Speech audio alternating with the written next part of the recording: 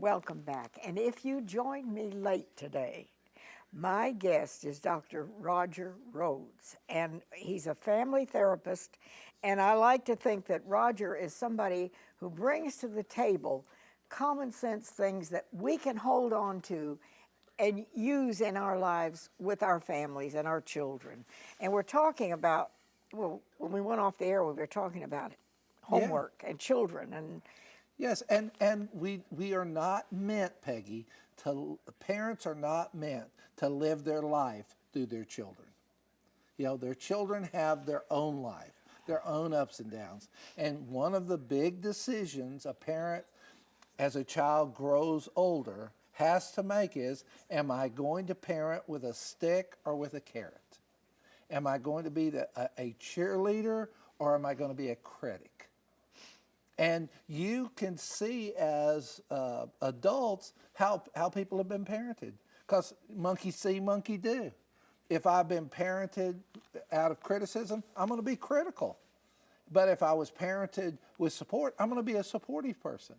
And statistics are showing people who create a supportive network and work in a supportive network do better work, are happier, and their company does better. But it's harder. It's easier to just do it, I want it this way, and this way I'm going to do it. And so a lot of parents get tired. I mean, they're not bad parents. They love, when you interview them and talk to them, they love their kids. They do anything for their kids. They're 100% behind their kids, but they got worn out. And I see that a lot with single parents. Oh my goodness. oh, it's a tremendous task. Yes, and it would be hard for dual parenting, but single parenting, oh my goodness, you know, there's just too much burden, and if there's more than one kid, it's just, I just don't know how, I personally don't know how people do it. It is so hard because it's not that you don't love your children, you don't want everything for your children, you don't have the right idea for your children, but people get worn out. Even the best horse ridden long enough is going to wear out.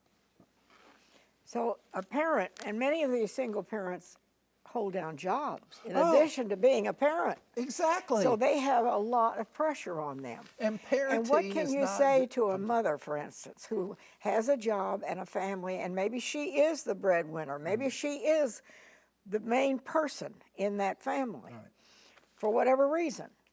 What do you say to that person? How can she do, or he do, a better job?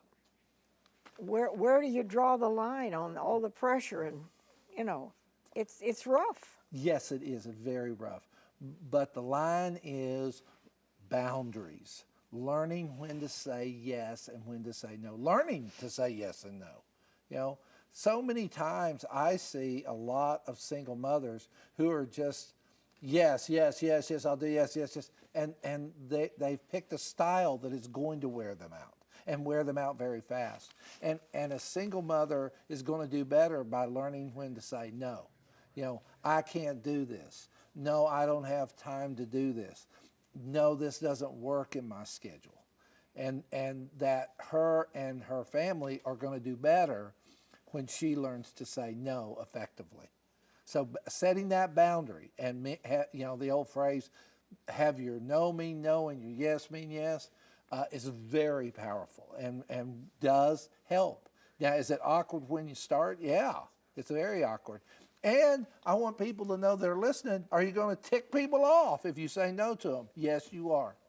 And are they may say, well, I heard from the Lord, and the Lord told me you're going to do. No, you know, maybe the Lord talked to you, but the Lord didn't talk to me. And so, no. And I love you, and I'm sorry I can't do this, but no. And that I then take that time that I've said no to other people, and I go to my children, and now I have time to parent them and to do good stuff with them. But if I'm always giving away and I'm always doing it, I'm always going, and then I say, oh, I love my kids. Well, you may love them, but you're never around. And when you are, you're worn out. And that's not, we weren't meant to be worn out people trying to parent kids. That was not the idea. That was not God's idea of how we should parent. No, we should work together. We should be a team. We should give somebody else a rest. And that's how it's done. But you still have to make that decision. Am I going to be a critic or am I going to be a cheerleader? And one of the things I want to say is setting that out now. I'm going to be a cheerleader to my kids.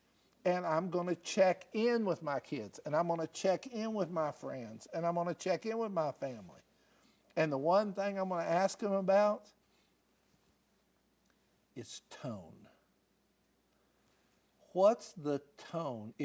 What I ask people is ask people if they were blind and all they could do was hear you. They closed their eyes and they listened to you.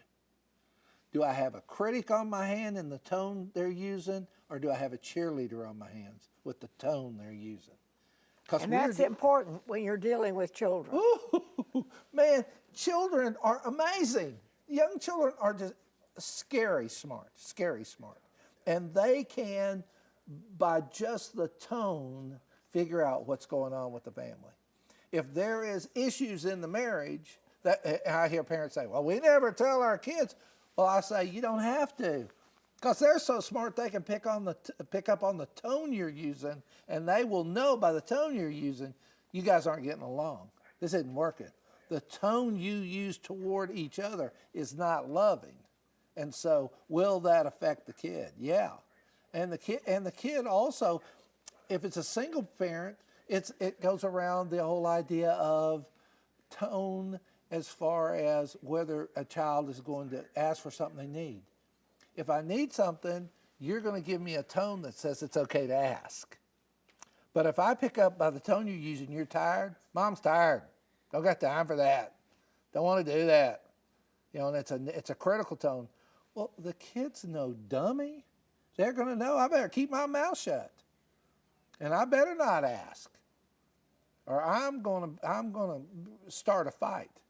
And so kids, as little as 3, 4 years old, know what it takes to start a fight in their family or not. And so you want to get together and say, I want to be positive, and I don't always hear myself well. So I'm going to have people around me. I'm going to ask my kids, how's my tone? I'm going to ask my family, how's my tone? I'm going to ask my church people, how's my tone? And I'm not talking about when I'm dressed pretty and I'm in Sunday school. I'm going to be talking about when you see me in the parking lot and you hear me talk to my kids, what's the tone? And if they say, man, I feel that was loving and supportive, I guarantee you, those kids are happier. I guarantee you, those kids are performing at a top-notch speed. Kids that are treated well perform well. I very seldom see kids that are treated well and then they perform poorly. I don't see that much. Yeah, and you're not talking about what you buy for the child, or what, if they have a fancy sweater. You're not talking about any of that. You're talking about relationships. Without a doubt, and tone of voice. That takes money, and I guarantee you, in a microsecond, Peggy, in a microsecond, a kid will get a toy, put it down, forget about it. I love that. If you don't stop doing that, I'm going to take your toys away. Well, most kids I know, you could take half their toys and they wouldn't even notice, Peggy. Oh, yeah, I forgot that I got that. The kid might go through the change of life. Oh, I want this stuff. I want it so bad. I'm going to die if I don't get it. And you give it to them and expecting, okay, if I give this to you, you'll make good grades. I love that conversation. If you'll buy this game for me, I'll make better grades. Pooey, that doesn't work. No. You make better grades, and then we'll look to see. I'll figure a way for you to earn that game. All right. And if the child does that, it's happy. You give them a goal. Yes. And you cheerlead them in the goal. I'm not just going, go out and get the goal. I'm going to help you. Is there anything I can do? Is there anything I can say? Do I have a cheerleading attitude to help you get the goal you're looking for? I want you to be a success. I want you to think of yourself as a success. So it's important then for children, even in the very low grades, elementary school, to set goals. Oh, incredible. And not just kind of wander through. But Right. if you're a third grader, you set a goal. Yes, well, and I want, again, on the flip side, if you've got a third grader or a 3-year-old, or which I call the babies, then you want to look at if that child was blind and all they could hear was my voice, would they feel encouraged?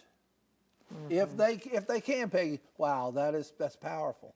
That is powerful. And doing that consistently, not just for 30 days, but for 12 months, you're going to have a totally different child on your hands. And they're going to be totally different to other children, and they're going to be totally different at school. And what you're saying doesn't cost money. Oh, doesn't cost money. not a thing. But it costs the disapproval of some people, because you're going to have to tell some people no. You're going to say, I don't have time for that. I've got to do this with my child. All right. I've scheduled this with my child. I've promised this to my child.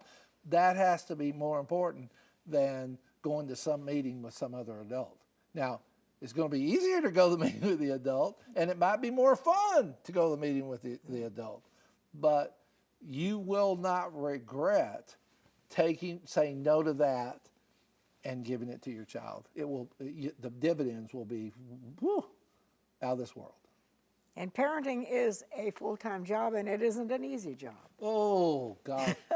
Yeah, Anybody who's had a family knows this. I'll tell you 2 lies of my childhood. Anybody could get married, and anybody could raise a family. What?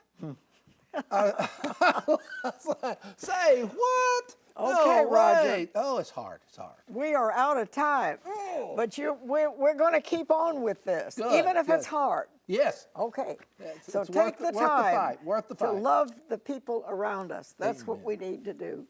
Stay happy. We'll see you next time.